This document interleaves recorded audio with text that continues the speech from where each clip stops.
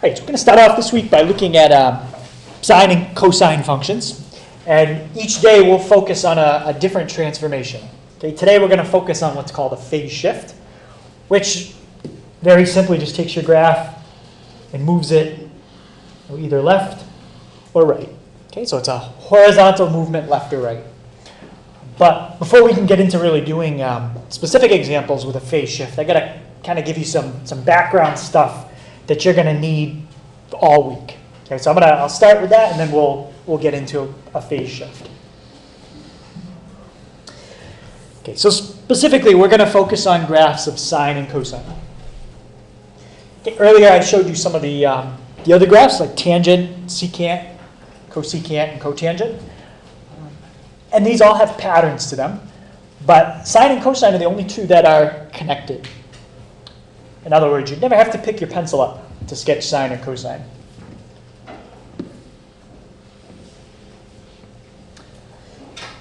Okay, and because these graphs have a pattern to them, okay, we call them periodic functions. Okay, and basically what that means is these functions are going to repeat themselves, right? So if you sketch a small part of it, you can predict what's going to happen later on because it's going to be the same thing just repeated over and over. Okay, so if I were to graph this one,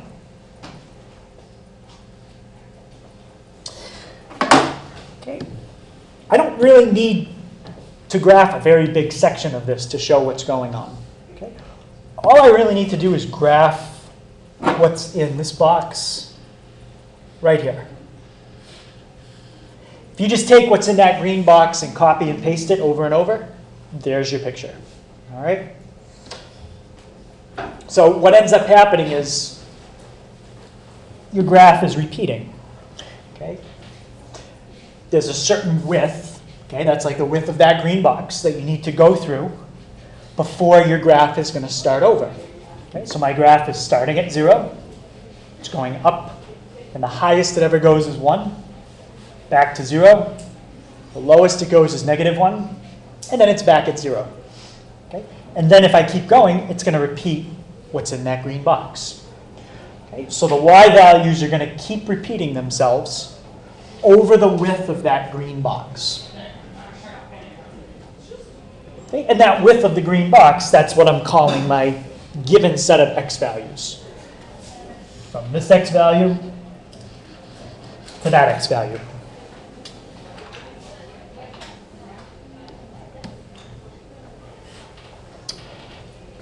Okay, and there's a name for that width. Okay, the interval before the graph is just going to keep repeating itself, okay, and that's called the period of the function.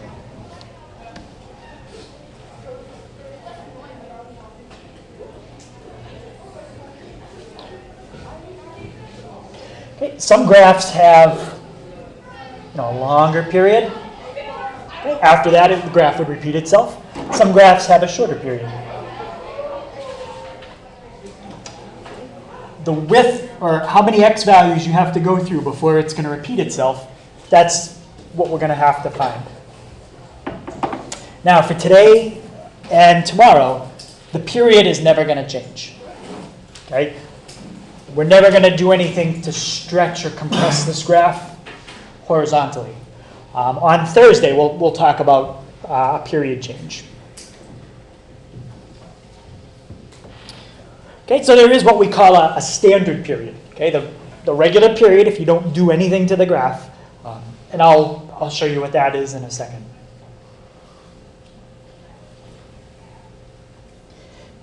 Did anybody have a guess what the period of sine or cosine would be in degrees? How many degrees do you have to go through before you think you get back where you started and it repeats itself? Oh, Eric, you have a guess? Just any? Yeah, it's going to be 360. If you almost think of the unit circle. Okay, you've got a point here. Well, you can go through all these different values, and you finally get back to where you started if you go 360 degrees around. Well, it's basically the same idea here.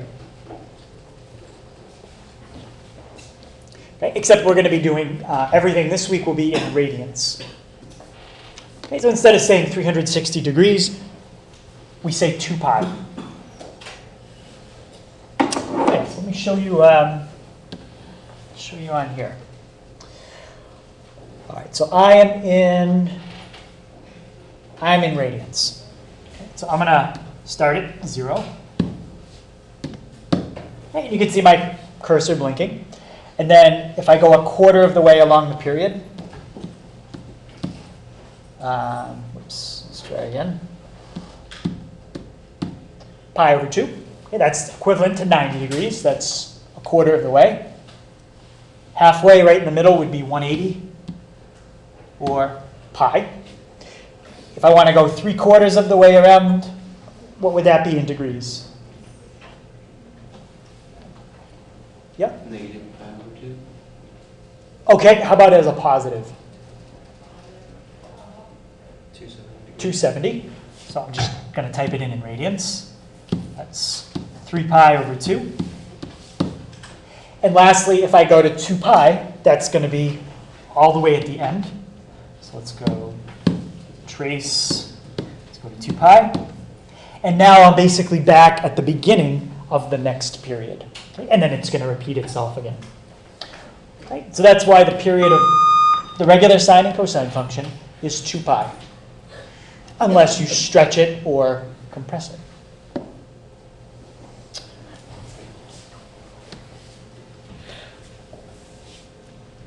Okay, so I've already said that idea to you. After you get to the end of the period, which is 2 pi, the graph repeats itself.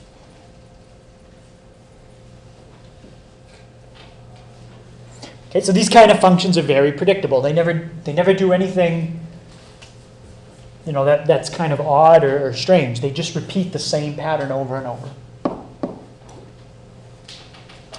Okay, and another name you might see used for a period, it's called a cycle.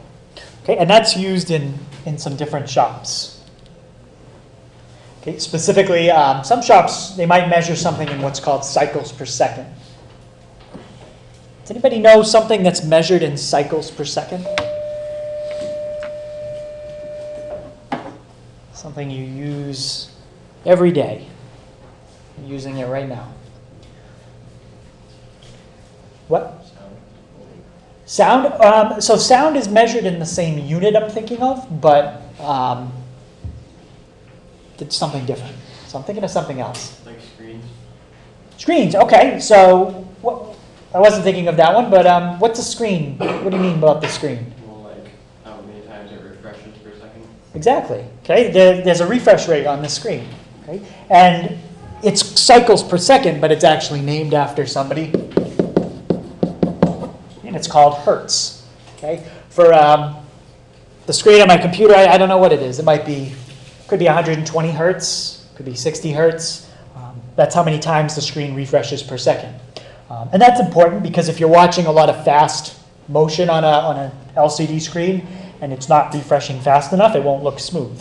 It'll look kind of like choppy. It's almost like if you were watching somebody running and you blinked, kept your eyes closed for a second. Like you'd see them here, and then you'd see them here, and then you'd see them here because you're not seeing it smooth. Another thing is electricity. Okay, alternating current. Okay, runs at 60 cycles per second, or 60 hertz. Okay? That's the frequency of alternating current, at least in the United States. If you go to other countries, you have to be careful when you plug stuff in because they use a different voltage than we use, and they use a different hertz. Okay? If you look, like a lot of transformers, the black thing that you plug in, if you look at it, a lot of them say for voltage like 120/240, meaning they'll work on either electrical system. Okay? And also in Europe, they use 50 hertz, not 60 hertz. So if you plug in something that's not compatible, it'll just ruin the second you turn it on. So, all right, so those are some areas you might see the word cycles per second or hertz. But we don't use that too much in this class. We usually stick with the word period to describe the graph. Okay. So any questions on that? All right. So whenever we graph, whether it's a sine function or a cosine function, you really need 5 points to do it. Okay, and I'm calling these the 5 important points, or the 5 key points if you want to make a graph.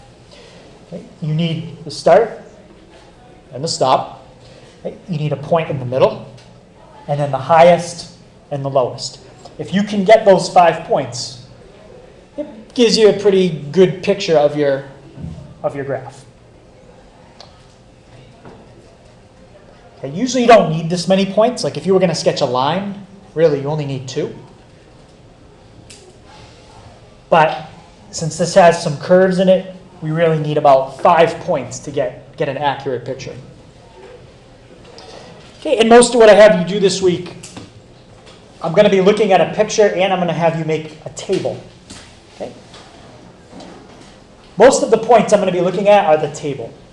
Okay? You're going to use your table to draw a picture, but I'm less concerned that you get the picture right. I'm more concerned that you can figure out the table.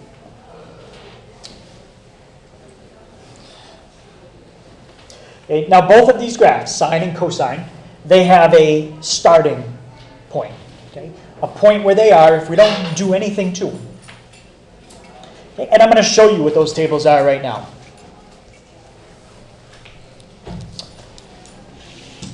Why do you think it's important to know where these graphs start if you don't do anything to them? Why do you think I care where they start? Yeah. So you have a common start point. Yeah, Base everything off of that one point. right, we're going to base everything off of where they start. Okay? It's like if I said to you, go 10 miles north. And that's where I'll be. Meet me 10 miles north.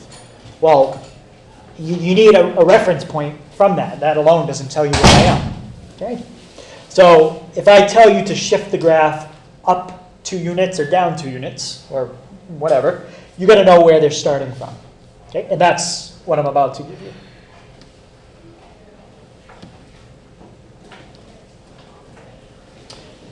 Okay, so I'll focus on sine first, and then we'll go to cosine after.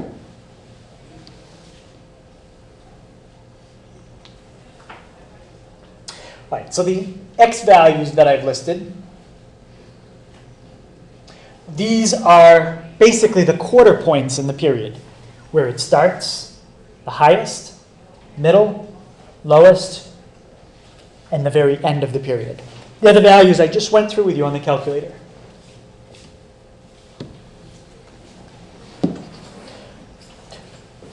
That's good. 0. And now we're just going to fill out the chart. Okay, so for your graph of sine, when x is 0, what does the calculator tell you the y value is? 0. Yeah, it's also 0. Okay, and I'll put cosine up after. Don't worry about the other table just yet. Okay, now at pi over 2, that's a quarter of the way along the period. So when we're at pi over 2, what's my y value? Yeah, I'm up at 1. How about when I'm halfway through my period? That's when I'm at pi.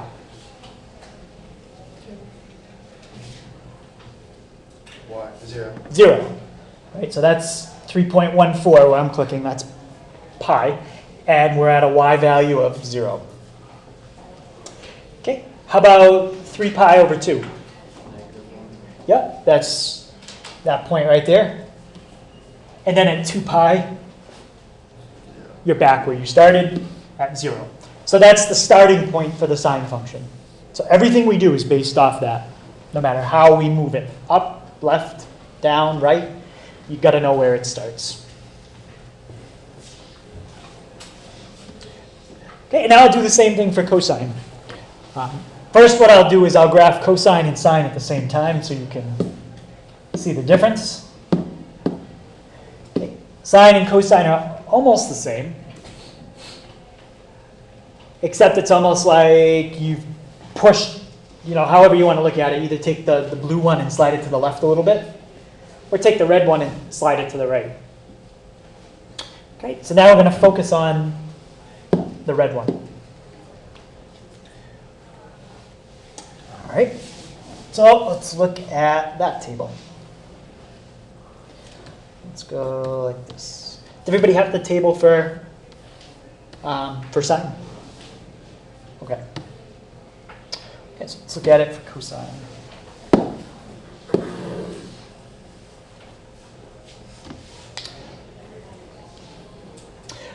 All right, so what does it look like my y value is this time when x is 0? Yeah, this one's starting at its peak. Okay, it's starting at the top. So when x is 0, y is 1. How about pi over 2? That's the quarter of the way through the period. 0. Yeah, we're at 0. And then halfway through the period, -1. And then back to 0 and finishing at 1.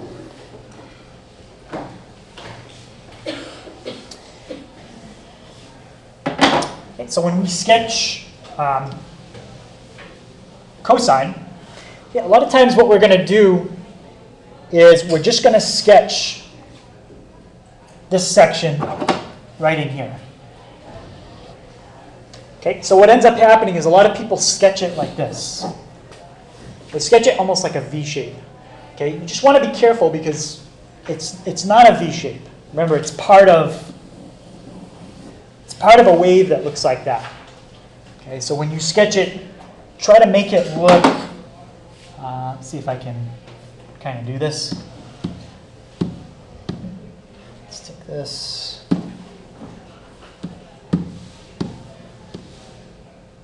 That. Try to make it look as close as you can to that. Okay, it is kind of like a V, but it should be smooth part on the bottom and then kind of curving again towards the top. Okay, so any questions on our 5 points for cosine?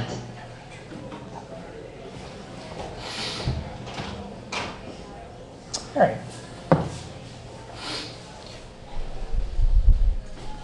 So once you know where your graph's going to start, then you can figure out where it's going to move to. Now, for our purposes, we're only going to do one thing at a time.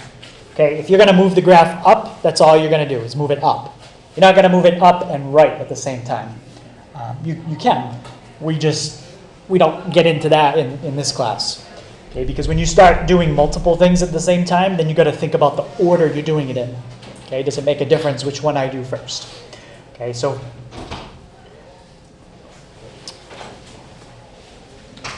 for every transformation that we do, those two tables I just showed you, one of the columns is not going to change. The other column will change. All right, so for example, if we were shifting something up and down, okay, up and down is which axis? The y-axis. Okay, so if we shift something up or down, it's the y's that are going to change. The x's don't change at all. They stay the same. Okay, and you'd switch that around if we shift something left and right. Okay, if you move left and right, it's all your x's that are going to change. Moving left or right would have no effect on the y values. Okay, so one column will stay the same. One column will change. Okay, and that's pretty much all the background information you need. Okay, nothing I've taught you so far is specific to how you do a phase shift. Okay, just all kind of background information about sine and cosine. Okay, now we're going to look at what's called a phase shift. Okay, so I tried to show you that earlier. Okay, a phase shift is basically when your graph just slides left or right. Okay, it doesn't stretch it, okay, or compress it. Okay, so it doesn't do anything like this. That's compressing. That's stretching. Okay, so we're not stretching or compressing. We're just taking what we have and sliding it left or right.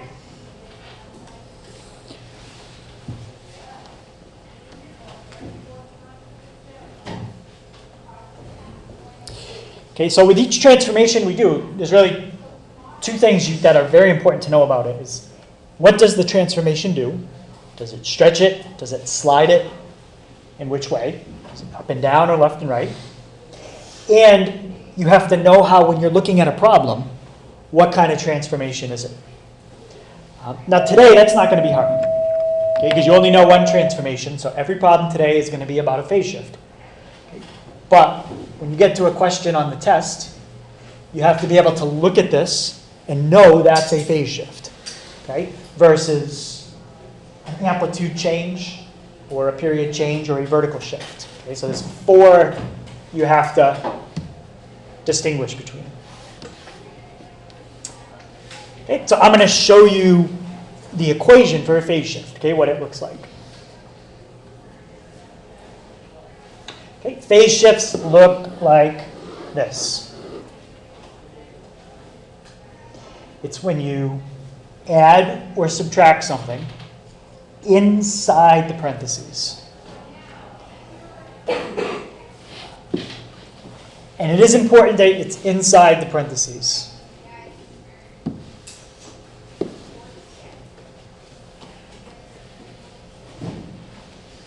Let me go like this.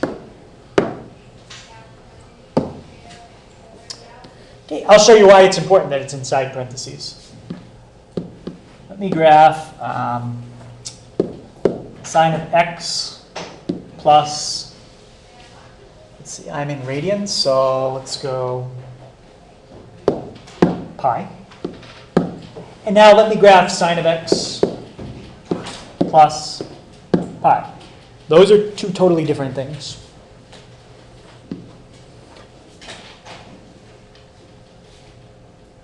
Okay, one of them is a shift left and right. The other one is a shift up and down. Okay, and I can put the original just so you could see that one. So the one in, let's do pink. That would be my original. Okay, so the one in blue was shifted either left or right, we'll learn in a second. And the one in red was shifted up. Okay, so make sure that when you're talking about a phase shift, it's inside the parentheses.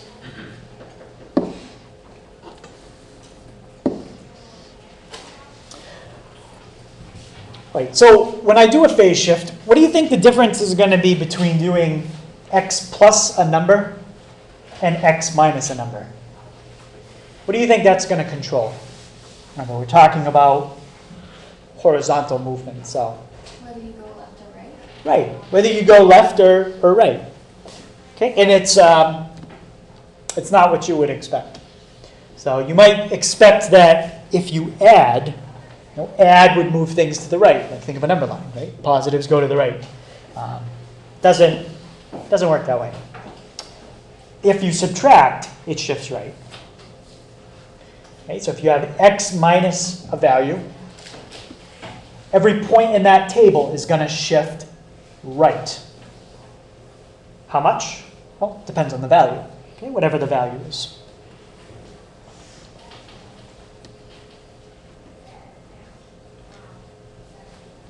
Okay, if you have x plus a value, okay, that's going to shift everything to the left.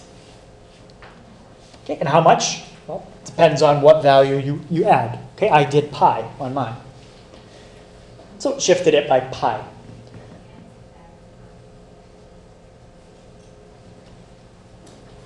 Now, if you've studied transformations before, what I'm teaching you right now, this doesn't just apply to sine and cosine.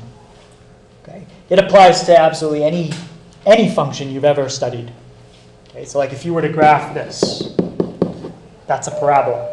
If I want to take a parabola and shift it left 2 units, I do this inside the parentheses. That's a parabola shifted left 2.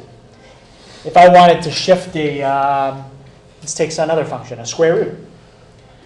So you have this, and you said, I want to take that and move it left 2 units.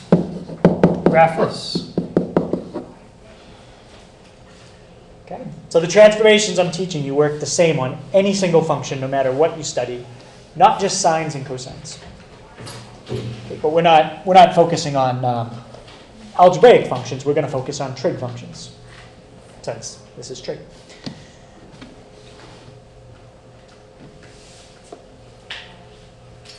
Okay, so any questions on the two rules for a phase shift? Which way it can move? All right, so hopefully now we know what a phase shift is. We know the two directions it can move. The last thing before we can do an example is how do we make our table? All right, so when I do a phase shift, what values are not affected?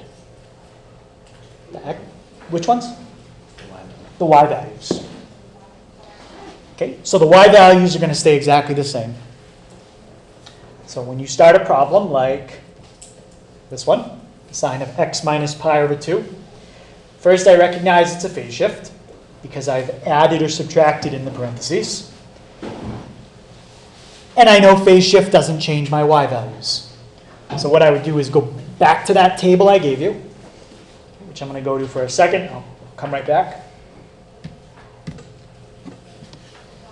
Okay, I got to make sure I look at the correct table.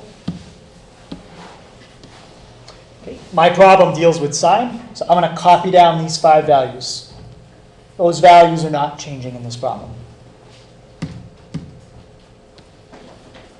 Okay, so if the y's are going to stay the same, the x's are going to change.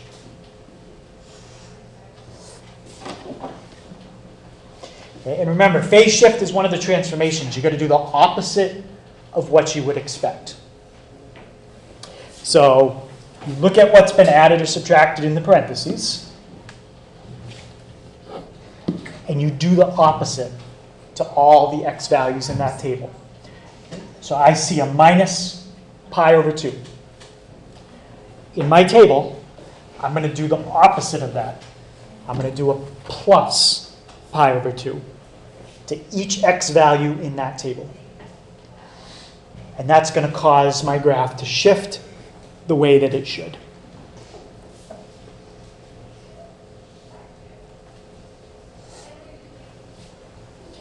Okay, so every year, people get confused because there's 4 transformations. Okay, there's shifting left and right and up and down. That's 2. There's stretching left and right and stretching up and down. That's 3 and 4. 2 of the transformations you have to do the opposite. 2 of the transformations you don't. You do exactly what you see. Somehow you have to remember phase shift is opposite. Either on your reference sheet or memorize it or something. But you've got to remember phase shift is do the opposite.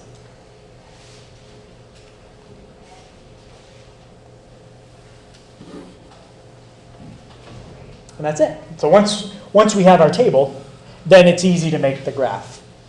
Okay? Generally, the way I grade it is I give you 10 points for the table. 1 point for each x and y value you get right, and then 2 points for the graph. So the table is worth most of the points. The graph is only worth a couple. Okay, and 5 points in the table you should be able to get automatically as long as you know which column stays the same. Okay. All right, so let's try to go through those steps and get my table here.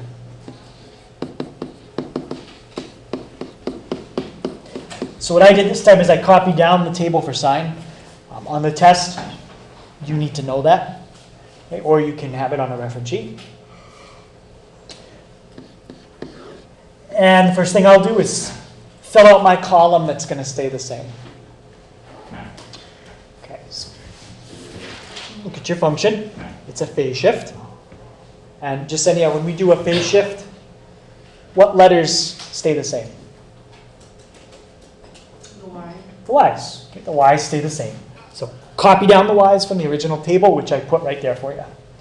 0, 1, 0, -1, 0. Okay, if that's all you do, that's 5 points just for that part. Okay, now I'm going to look at my x's. Okay, if you follow step 2, what am I going to do to all my x values here?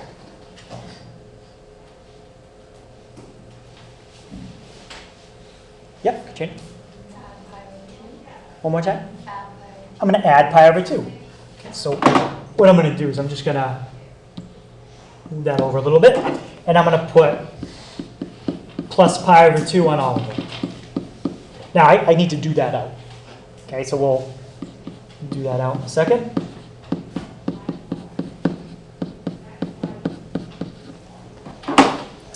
Okay, first one's it's pretty straightforward. 0 plus pi over 2 is pi over 2.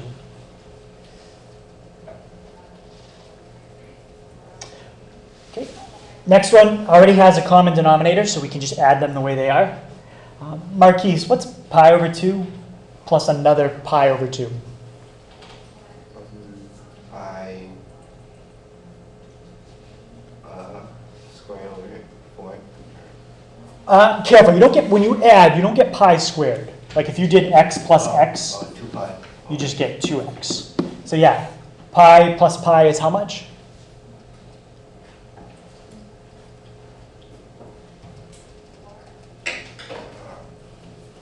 Two pi. 2 pi. And what's my denominator? Careful, when you add fractions, Oh, wait. what do you do with your denominator? Not sure. Anybody help him out? Yeah? It stays the same. Okay, so make sure we're going to do a lot of stuff with fractions. So adding, subtracting common denominator, just make sure we can do that. All right, so 2 pi over 2, or just cancels out to pi. All right, now we have one where we don't have a common denominator. Pi over 2 plus pi. All right, so off to the side, I'll just write down what we're going to do. Technically, it's pi plus pi over 2. For addition, it doesn't really matter which way you add them. For subtraction, it is important. So I just didn't have enough room to squeeze in all the plus pi over 2's right there. Okay, but for addition, it's not important. All right, so what's my denominator on pi? 1. Okay, can I add those the way they are? Nope, I need a common denominator. So what's the common denominator? 2. The fraction on the right, that one's fine. But what do you multiply top and bottom by to make common denominator? 2. So I have 2 pi over 2 plus 1 pi over 2, which is how much over 2? Yep. 3 pi over 2. 3 pi over 2. Okay, next one already has a common denominator. It's 1 pi over 2 plus 3 pi over 2, which is how much over 2? It's 4 pi over 2, but that one reduces to 2 pi. 2 pi. I'll show you what happens if you don't reduce it. You'd actually see a nice pattern. I want you to reduce though. Okay.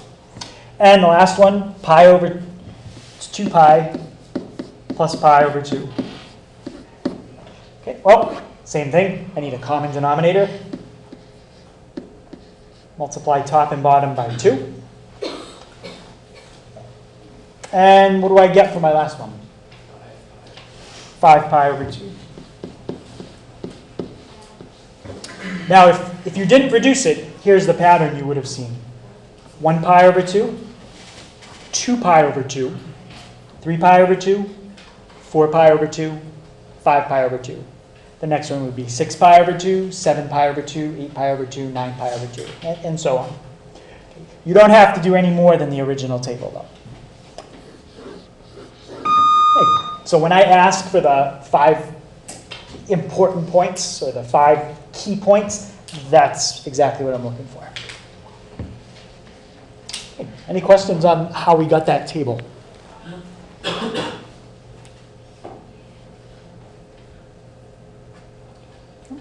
All right, so the last thing we need to do is graph it. Okay, on the y-axis, you never need to go above 1 or below -1. And on the x-axis, don't number it 1, 2, 3, 4, 5 because your x values are awful, right? It's like pi over 2, that's 1.57. Pi is 3.14. So what we're going to do is label our x values with the values in our table. Okay? You can label your x-axis any way you want, as long as you're consistent. And if we looked at this in degrees, that would be 90, 180, 270, 360. And what about the last one if you follow the pattern?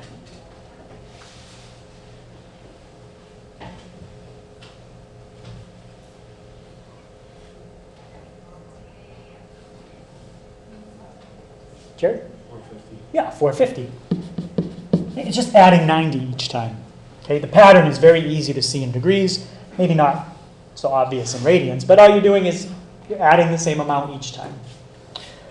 Okay, so we've got pi over 2, pi, 3 pi over 2, 2 pi, 5 pi over 2. Usually what happens is I end up drawing right through all those labels I made. There's not much I can do about that. Okay, so pi over 2, I'm at 0. Pi up at 1. 3 pi over 2, I'm at 0. Okay, 2 pi, somewhere right around there, -1. And 5 pi over 2, back at 0. And just remember it's curved. So just don't connect it with straight lines. Okay, so make it kind of like that.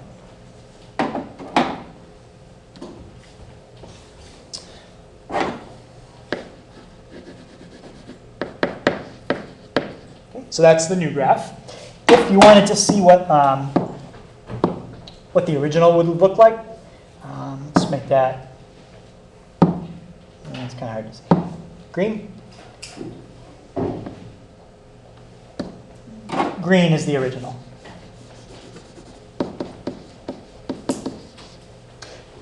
Okay, so which way did the graph shift? Did it shift to the left or did it shift to the right? Yeah, it shifted right, and if you look at our number, we had a minus, and that's exactly what is supposed to happen when you have a minus. It's supposed to shift right. Yeah, I'm not going to have you sketch both on the same axes. I might give you 2 sets of axes and have you put the original on one, and then put the new one on the other. Okay, just so you can see the difference between them. Okay, so any questions on that? So pretty much every phase shift works the same way. Generally, we only shift by certain amounts. Okay, pi over 2 is 90 degrees. Okay, so a 90-degree phase shift is common. Shifting by pi is common. Okay, that's 180. We'll do that one next. And shifting by pi over 4 is also common. That's 45 degrees. I mean, you can shift by 36.2 degrees if you want to. We don't in this class. Okay, so generally our shifts are going to be 90, 180, or 45. And they could be left or they could be right.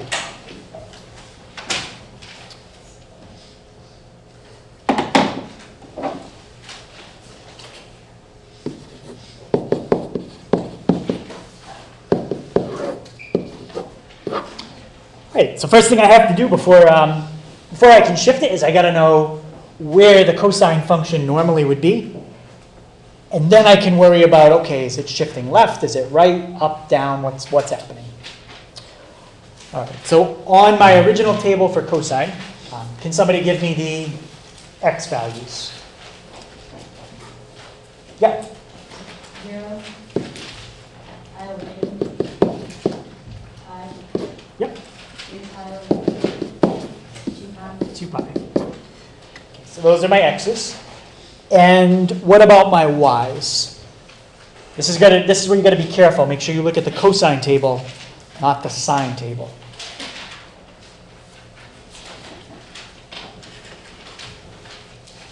Yeah, Shakira? 1, Mhm. 0, -1, 0, 1.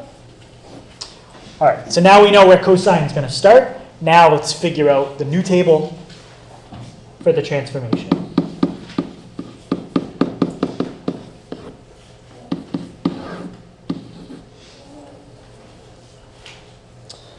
All right, so first question. What type of transformation is this one?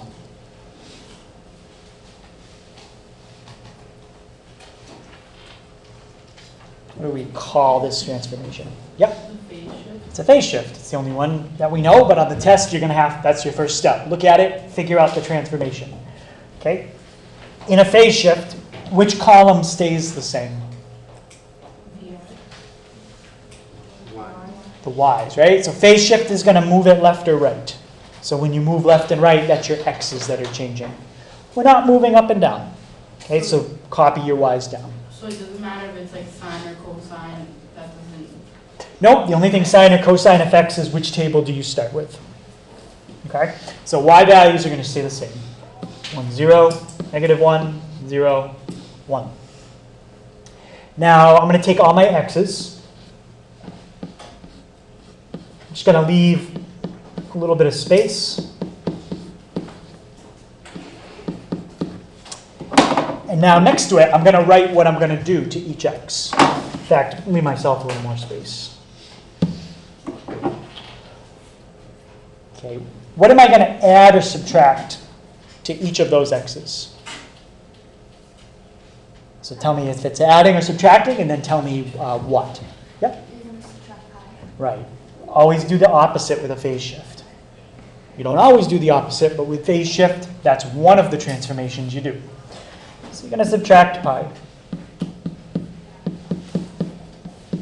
Okay, as far as the table goes, the only thing that I'm grading is what's in that green box. Okay, the first, the third, and the fifth one, those are pretty quick. 0 minus pi is negative pi. What's pi minus pi? 0. And what's 2 pi minus 1 pi? Pi. So those already had common denominators.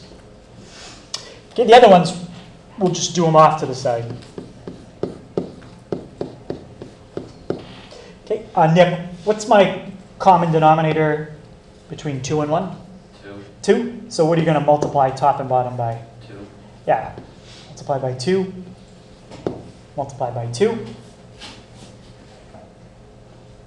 And Nolan, what do I get when I do 1 pi over 2? Take away 2 pi over 2.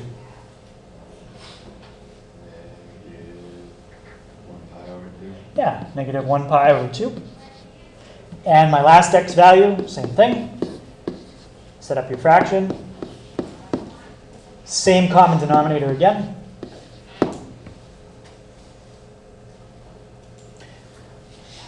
And Rebecca, what's 3 pi over 2? Take away 2 pi over 2. Pi over 2. If you had everything with a common denominator, the pattern you'd see here, negative 2 pi over 2, negative 1 pi over 2, 0 pi over 2, 1 pi over 2, 2 pi over 2, and then continuing, be 3 pi over 2, 4 pi over 2, 5 pi over 2, 6 pi over 2, and so on. Okay, so one point for each x and y value inside that green box. Okay, last thing I need to do is make my graph. Okay. Start by labeling my y-axis. Okay, my x-axis. Start negative pi. Just squeeze in negative pi over 2. So that's like negative 180, negative 90, 0. That's 90. And that's 180. Everything here is nicely spaced. Okay, if you think it in degrees, they're all 90 apart.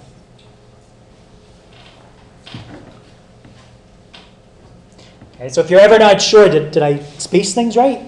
Well, change these to degrees and make sure it's consistent.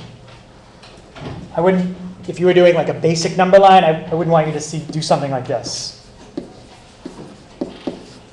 You can't go 1, 2, 3, and then all of a sudden skip to 8 and then continue 9, 10. You You've got to number everything the same, be consistent. Okay? And I think for some people it's a little harder to be consistent when they use pi because they're not really sure what they're writing exactly sometimes. Okay, and that'll come up in our last problem. All right, so negative pi, we're at 1, 0, negative 1, 0, back to 1. So this is the one that has that V shape. Okay, but remember, it shouldn't look like that. Try to curve it as much as you can. So the wave would kind of do something like this, and it would continue on. You don't need to draw the dotted section, just what's solid.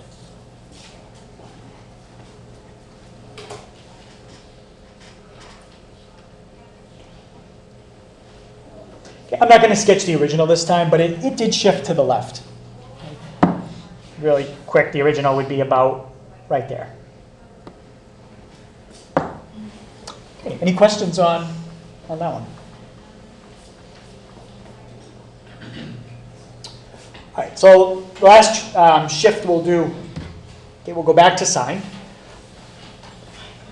And we're going to shift by pi over 4 radians.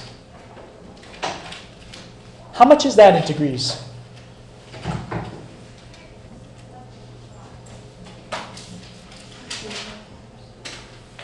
How many degrees is that? 45. So this is a smaller shift than the other ones. Okay, it's only 45 degree shift, left or right.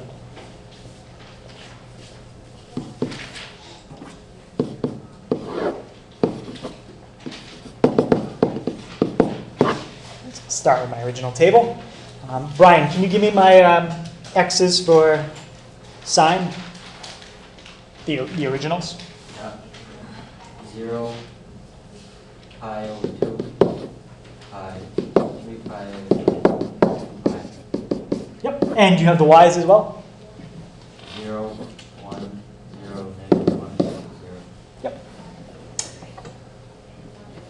Okay. If you get the original table wrong, then the chances of you getting the shift correct, not that good. Okay, so just make sure you get that original table copied correctly.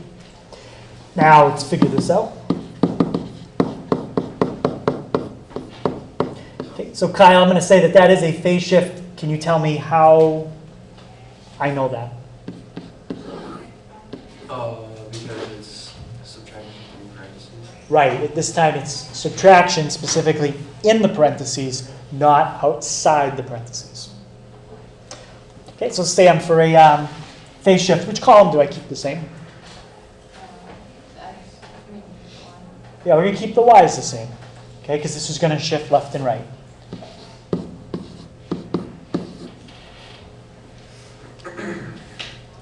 Okay, now I'm going to take all my original x's,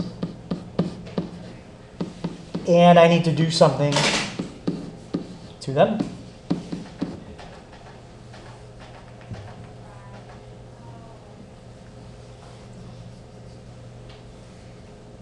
All right, so Jesse, can you tell me this time, am I going to add something to all these or subtract? Yep, we're going to add. And what are you going to add? I'm going to add pi over 4.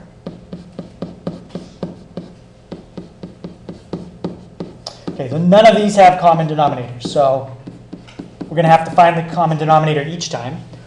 Or, as we start to do it, you're going to notice a pattern in the y values. Once you see the pattern, you could just continue it yourself without necessarily calculating each one. Okay, I think after the first 3, or maybe sooner, you'll see the pattern. Okay, so I'm only grading what's inside that green box. Okay, Shannon, what's the first one? 0 plus pi over 4. Pi over 4. Yeah, just pi over 4. Okay, the next one is pi over 2 plus pi over 4. Okay, how about Selenia? What's the common denominator between 2 and 4? 2. Just 4. Yeah, your common denominator has to be at least as big as each of the denominators you have. So yeah, we're going to go with 4. And what would you multiply top and bottom by to get the common denominator? 2. Okay, so Katrina, I have 2 pi over 4 plus 1 pi over 4. 3 pi over 4. Okay, let's do one more. Whenever you're trying to find a pattern, 3 things is usually sufficient for a basic pattern. So let's do pi over 1 plus pi over 4. Oh, Jake, what's the common denominator here? 4. So what are you going to multiply by? 4. What's 4 pi over 4 plus 1 pi over 4? 5 pi over 4. Without going through the last 2, finding common denominators, anybody think they know what the next one is? 7 pi over 4. Yep, 7 pi over 4. And the last one? 9 pi over 4. 9 pi over 4.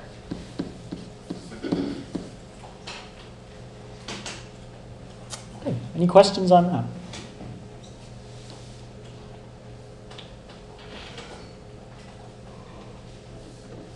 All right, so let's set up our graph. Okay, so we want to be careful, how we set up the spacing. Each one of these is going up by 90 degrees. Okay, and if you wanted to look at the degrees, that's 45, 135, 225, 315, and 405. I just keep adding 90.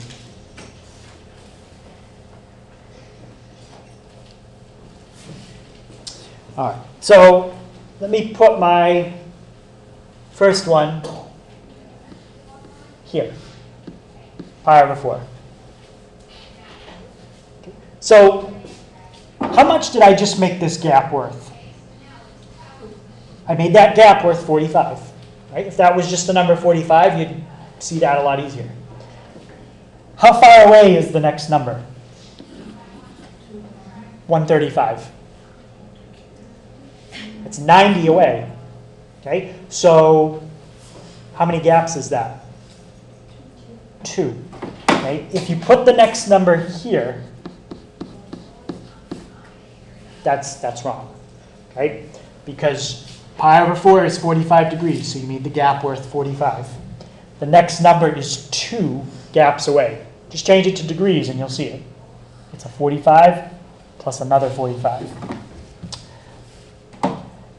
So 3 pi over 4 goes right there. And if you didn't do this, your graph would look funny. It would look kind of squished on one end and like stretched out on the other. So instead of looking like a nice wave, it might look like this. It won't look right. Okay, so if your graph doesn't look right, that's a hint you didn't space your axes correctly. Okay, the next one is another 90 units away.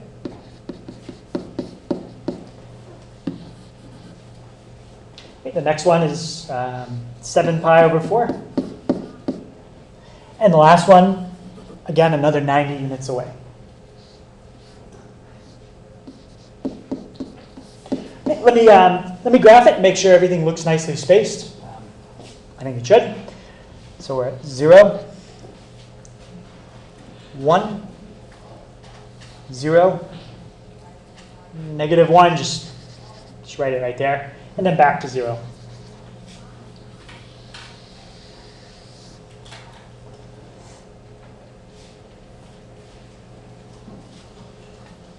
Okay, had you put 3 pi over 4 in this spot right here, what would have happened was that point would have been here, and it would have looked, it just would have kind of squished that first part together.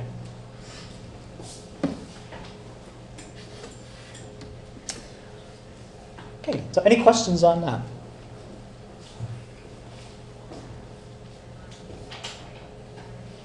All right, so that's phase shift. So I think that's a good place to stop for today. Okay, as I said before, homework this week will be a worksheet pretty much every day, but I'll try to also put the worksheet in the video in case you're absent.